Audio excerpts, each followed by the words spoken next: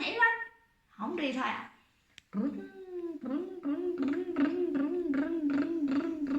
Đi xe chùa mà không chịu đi.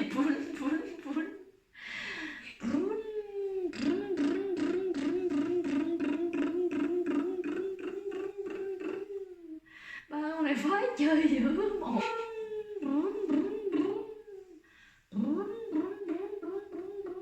Còn con nào đi nữa không? Đi không? Trời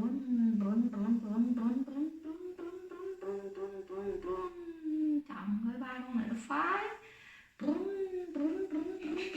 Bây giờ chạy nhanh chút nha. Ngồi vững chắc nha.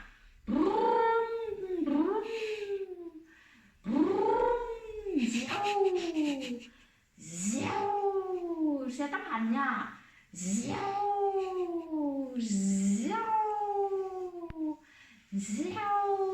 Nhanh chút nữa nha.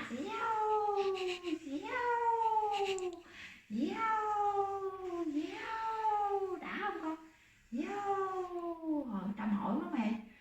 Thôi xe ngưng rồi, xe mệt rồi, chạy mệt quá rồi. Không chịu xuống nữa hả? Không chịu nữa. Trời ơi, đi nữa đi hả?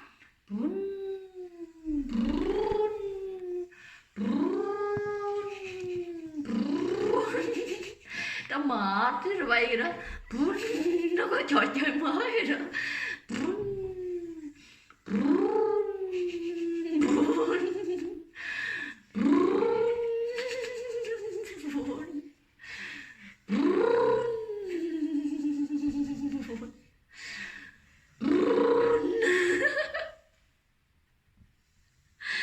Mới đầu con nào cũng nhát á, bây giờ chọn phái không chịu xuống, đuổi xuống không xuống nữa.